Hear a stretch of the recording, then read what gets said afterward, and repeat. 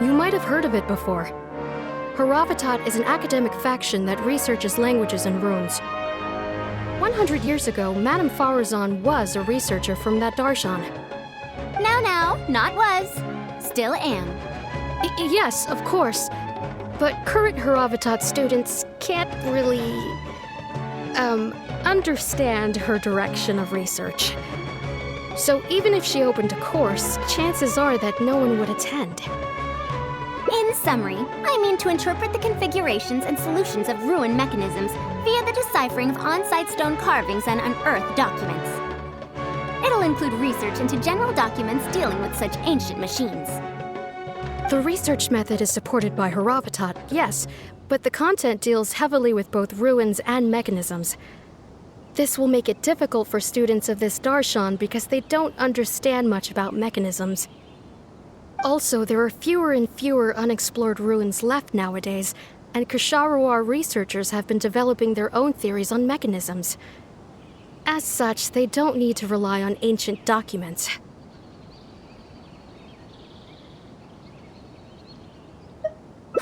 They're far too complacent. Ancient mechanisms are more dangerous and complex than one might imagine. I'm telling you, things weren't like this 100 years ago. All researchers back then were interested in exploring knowledge from a variety of topics. They also gave more respect to unknown mechanisms. Nowadays, all people are interested in are mainstream subjects in popular research. Even if they attended my course, I wouldn't be interested in teaching them.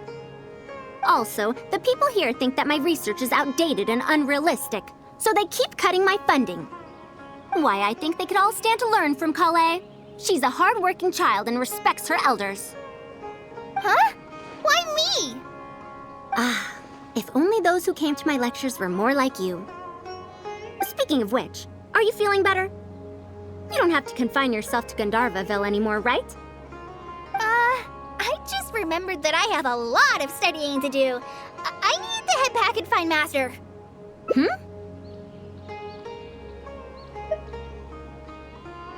Are you telling me to start a reading course for Kale? Huh? Wait.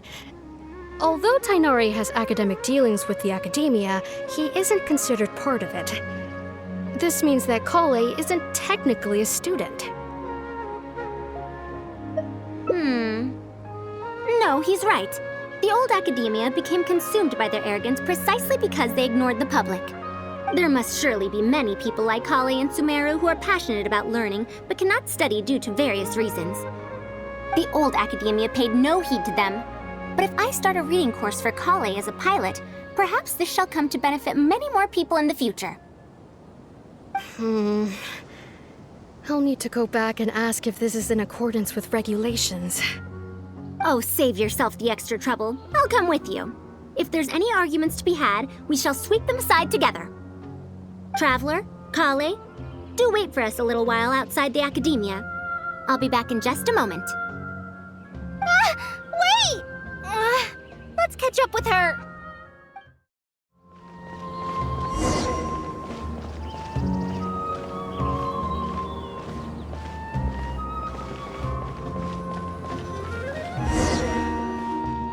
I can't believe she rushed right in after we arrived. She's really headstrong. How did things turn out like this? No, not really.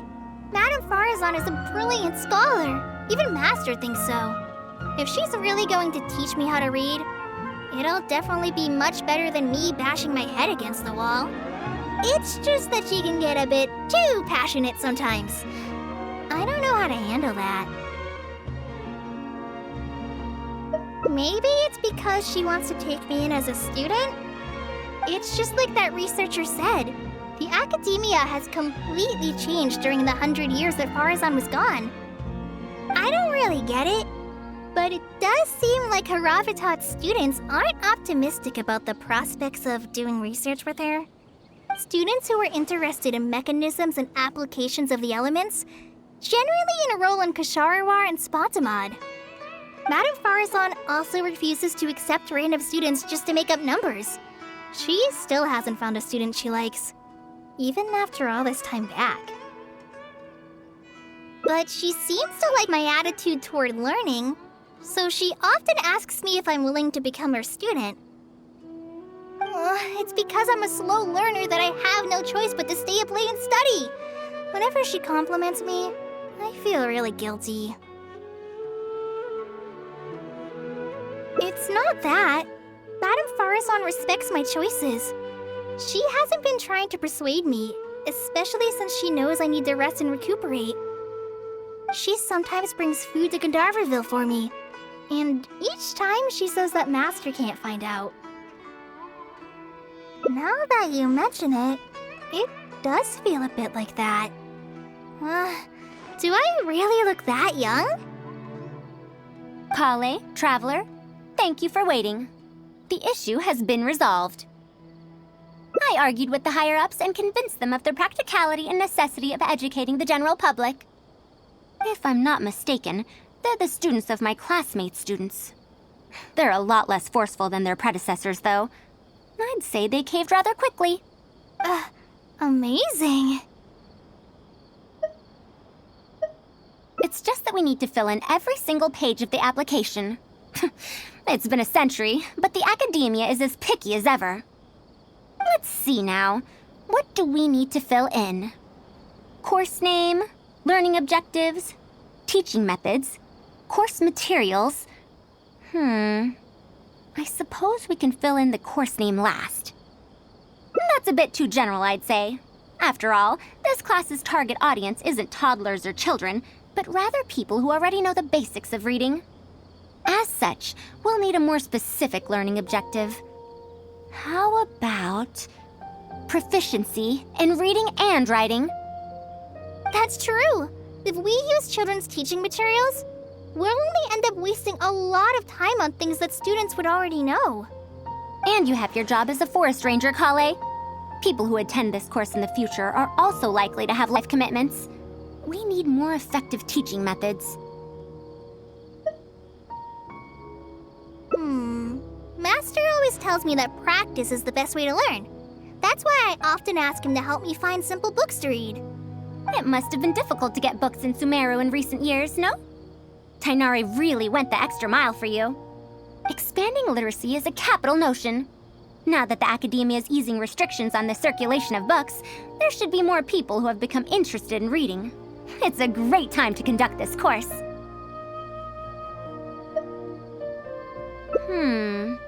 So that's next on the list. I fear that I'm at a loss as to which books youngsters like nowadays. Would The Legend of Antara be too old of a story? Fair. Kale, what have you been reading lately? Me? I've been reading light novels from Inazuma. I heard that ever since we were allowed to sell books in Sumeru again, some people set up stalls at Treasure Street to sell light novels. I've been meaning to go there and check it out. Light novels? This is my first time hearing about such a thing, but I doubt I will procure suitable teaching materials from the House of Dana. Treasure Street it is. Wait for us, Madame Farazan! You wouldn't think someone as fast as her is over 100. Let's pick up the pace and catch up to her. What a long and mildly ungrammatical title. And why is the cover so colorful? Is this your first time seeing a light novel, ma'am? Oh, they're the most popular of books nowadays. Would you like me to recommend something? Fine. One shouldn't judge a book by its cover after all. Maybe browse through the books here. Of course. Why don't you try this one? It's Outlander Brigade, When the Wind of Death Blew Towards the Blonde Samurai. I heard that this book's author describes action in vivid detail. Now I've only skimmed through a few pages, but it feels like it's all fight scenes. There are only subjects and predicates, and the syntax is a tad simple. Subjects? Predicates? The protagonist just ends up fighting in every scene with no proper build-up. Will anyone even enjoy a story that's only comprised of fights? How about... the good thing about being reincarnated as a hilly churl is that I only need to eat Sunsetius to become stronger. A reincarnation isekai story? Those are pretty popular right now. Isekai? What in the world is that? Also, why does it become stronger by eating Sensetias? Tropes? Ah, those fictional rules used to push the plot forward, yes? They're definitely effective in achieving a distancing effect. Sorry. What is this distancing effect? However, this book doesn't explain how reincarnation correlates to becoming stronger. Such an illogical rule will affect the coherence of the story. Will readers really accept this? How about this? I had to fight tooth and nail to get this in stock. Oh, that's the latest volume of Onibudo! Now that's a rather normal title length. Oh, Kale, do you like this series? Yes, but I don't like it that much. Madam, are you going to use this series as teaching material? Let me see. The dialogue flows quite well, but there are too many phrases here that I don't recognize. Third eye of perception, illusory mirror, and so on. Are these terms that are tied to tropes? I also thought those names were strange when I was reading them.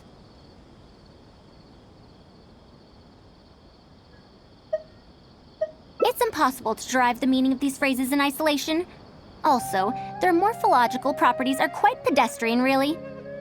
Or did the protagonist purposely create these strange names to disorient their foes? So there's no deeper purpose. It's quite hard to understand stories written these days. You're right. It's such a weird book. But you keep wanting to read the next page. Even the most popular book in Sumeru back then had greater depth than anything written today. Yes, a Bahumano researcher wrote it while researching folk legends. The plot had many twists. The world building was fantastic, and even the writing could withstand scrutiny. When it was still being published, many people in the academia were reading it. Even the sages back then all described the story as a timeless classic. The series must have concluded after so many years, right? Perhaps it's even more popular now. Is there a book like that in Sumeru? I've never heard of such a thing before. What's the title? It's called Tales of Shariar. Do you sell it here? Tales of Shariar? I don't think I've heard of that before. When was it published? About 100 years ago. 100 years ago? Are you pulling my leg? What sort of book can remain popular for 100 years? The Legend of Antara is popular to this very day, isn't it? I just heard someone telling it a few days ago in a cafe. If an old story like that is still being shared, then Tales of Shariar must be even more popular. Even if that is the case, I really don't carry that book here in my store. What? Is that because of the academia's strict control over books in recent years? I can't believe they've allowed the people of Sumeru to become so uncivilized. How can they not know about the Tales of Shariar? Tales of Shariar? Oh, wait! I think I heard an antique seller on the other end of Treasure Street mention that name before. I mean, it is a book from 100 years ago. Why don't you try asking for it there? Tales of Shariar is considered an antique now? How could the academia have let such an excellent work of literature be forgotten like this? Traveler, Kale, I'm going to get to the bottom of this. Let's meet at the antique sellers.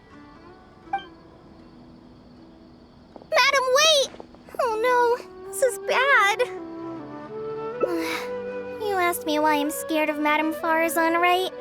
It's not because I don't know how to respond to her kindness. It's because I'm afraid of that ancient language she researches, because I can barely understand any of it. What if she uses ancient text as teaching material? Even so, what if researchers from 100 years ago like to use ancient languages in their books? We've got to catch up to her! Found it! The 5th volume of Tales of Shariar! Wow, you actually found it. I never thought this book would ever get sold. All right, that's our teaching material secured. We also now know what to call this course. Analysis of Classical Texts. After all, this book is definitely worthy of being called a classic. Can I take a look? Luckily, the language being used here isn't ancient at all. I can recognize a few words here and there. Huh? But why aren't there pictures in this book? As long as the writing is good, readers won't need any illustrations to imagine the scenes. Worry not, I shall thoroughly explain the difficult sections. You'll like this book, I know it. After all this time, I wonder if Aaliyah and Aziz ended up together. And who obtained the desert gem in the end? Sir, do you have the subsequent volumes of this series? I don't think so. Is that so? And here I thought I could finally read the ending. Never mind, I'll keep searching for the later volumes myself. If I'm to use it as a teaching material, it's better to start earlier in the series. Where are the first 4 volumes? Why aren't they all together? I don't have those either. Actually, this is the only volume I have. Is this series really that popular? No. It's not popular at all. Rather, there's absolutely no demand for it. No demand? Impossible! Back then, I'd come across at least 3 groups of people talking about it during a single stroll at the Academia. Seriously? No one told me that this book was anything special when I first got it. Where did you get this from? Can you still contact the seller? I'm afraid not. This book was sold together with a whole bunch of antique furniture. I didn't even notice it initially. Otherwise, the Matra would have come knocking. Wait, is this book actually worth a lot? It can't be, right? That's impossible. No matter how strict the Academia was, there's no way Tales of Shahryar could have fallen into such a state. I do remember a passerby skimming through the book a few days ago. However, he simply sighed and left. He sighed? Why would he react like that? Given the quality of Tales of Shahryar, he should have been entranced after a single glance. I'm sorry. Traveler, Kale, please give me a moment. I'd like to look through this book first. Why is there another misunderstanding between Ali and Aziz? Also, why is there no mention of the desert gem at all? And a new character is introduced with no foreshadowing at all? Also, what are all these new names and terms?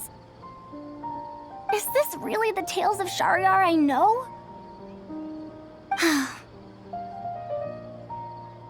Well, that passerby reacted in much the same way. It's Mada from the cafe over there. You know, the fellow who spends all day telling the legend of Antara. Since that's also a very old story, maybe he knows a thing or two about that, Tales of, whatever it's called. Then let's go ask around at the cafe. Huh? Madame Farazan? Huh? Oh, yes. Let's go.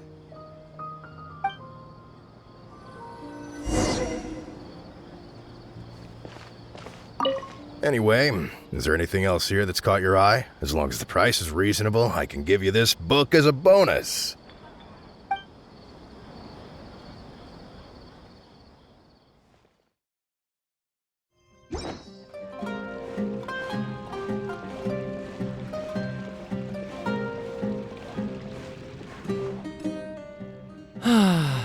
Another day, another empty room. Excuse me?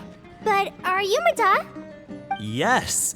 Are you here to listen to my story? Well, we actually came to ask about something else. I see. Sorry. It's fine. I'm used to it, more or less. So, how can this terribly unpopular storyteller help you? Do you know about Tales of Shahryar? Huh? Tales of Shahryar? Why, I can barely remember the last time anyone talked about it. My master always talked about how incredibly popular that book used to be. However, I tried reciting a few chapters of it at the cafe, and I found that it's even less popular than The Legend of Antara. Your master? Yes, the one who taught me how to be a storyteller. He said that Tales of Shahryar was written by his master's master's master. He also said that this great-great-grandmaster was an academia researcher, and that even the sages liked the series. He wrote 4 volumes back then, and the reviews just got better and better. You couldn't find a single person in Sumeru who hadn't read his books. And then? What happened next? Why doesn't anyone know about Tales of Shahryar now? Oh, it's hard to tell when it comes to trends. One day everyone likes stories like that, and the next day their tastes change completely. Instead of writing a proper ending, this great-great-grandmaster kept trying to extend the story. To tap into popular trends, he added a lot of tropes. Then, starting from the 5th volume, the reviews started to go downhill. How could that be? Then what happened to Tales of Shahryar in the end? In the end, there's no ending. The great-great-grandmaster tried to write a few more volumes, following whatever trends were popular at the time, but the trends kept changing right as he published his books. He got so infuriated that he stopped writing altogether and focused on his research instead. What? So there's no ending? The readers didn't care? By that time, only a very small number of people were reading Tales of Shahryar. Anyway, my master probably exaggerated. How could a work possibly have been that popular? The only tangible thing my great-great-grandmaster left is the original draft of Legend of Antara. He also left behind many theses from his research phase. When my master talked about Legend of Antara, he'd even quote from those theses. My master is a much better storyteller than me. Even when we're telling the same story about Antara, he's always able to draw in a huge crowd. But even he won't recite Tales of Shahryar due to its ever-changing writing style and its lack of an ending. So, Antara's story is the one that lasted through the years. Well, not even sages can definitively ascertain the quality of something like a story. In the end, only time can separate the classics from the fads. Only time? Madame Farazan? It's been 100 years. Perhaps some things I once believed to be great aren't so after all.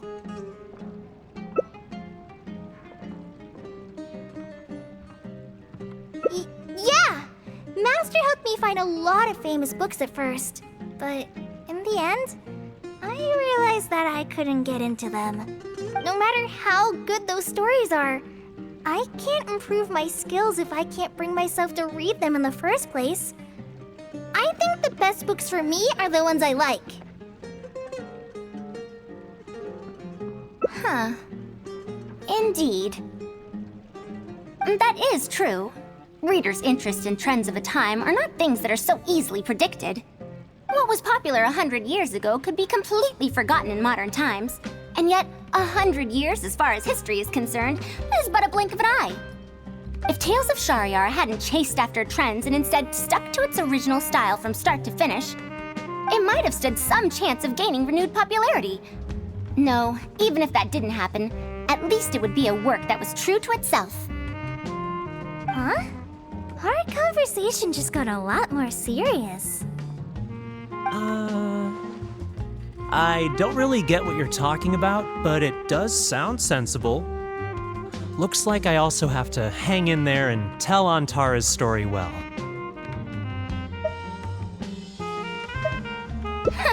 How unseemly. I almost got carried away because of a single book. Well then, we should get back to the matter of our teaching material. It looks like we can't use Tales of Shahryar now. No, it's much too old. Kale, you found a book that you liked at the bookstall, yes? Yes, but I don't really... Then we'll use that book as our teaching material.